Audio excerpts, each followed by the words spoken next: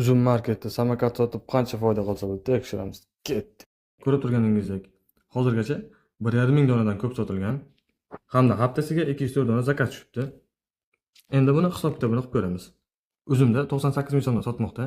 Buning komissiyasi 20%, 0,2 ga ko'paytiramiz. Ya'ni shunda 20% imiz kelib chiqadi. 19.600 so'm. Bunga qo'shamiz 4 ming so'm, ya'ni yetkazib berish xizmati 23.600 so'm bo'lmoqda. Endi buni Xitoydan olib keladigan bo'lsak, bizga qanchaga tushadi? Ko'rib turganingizdek, Xitoyda xuddi o'sha samokat uni 60 yuandan ekan. Uni 63 yuanimiz o'zbek so'miga qancha bo'ladi? Hisob-kitobini qilamiz. Ketdik. Uni 63 yuanimiz ko'paytiramiz 1810 so'mga. 19.240 so'm. Bu samokatimizni O'zbekistonga olib keladigan bo'lsak, 45 ming 50 ming atrofiga tushadi. 50 mingga tushadigan bo'lsa, 98 mingdan ayiramiz. 98 mingdan ayiramiz 50 mingni, ya'ni tan narxini. Yana ayiramiz 23.600 ni.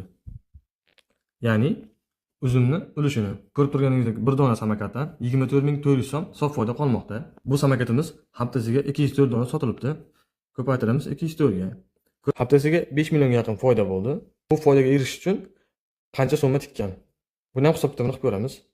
Bizga bu samokatning tan narxi 50 mingdan to'g'ri keldi. Buni ko'paytiramiz 204 donaga, ya'ni 204 ta haftasiga zakaz tushgan. Ko'rib turganingizdek, haftasiga 10 million so'm pul tikib, 5 million foyda qilmoqda. Bir haftada 10 million so'm pul tikib, 5 million so'm foyda qilgan.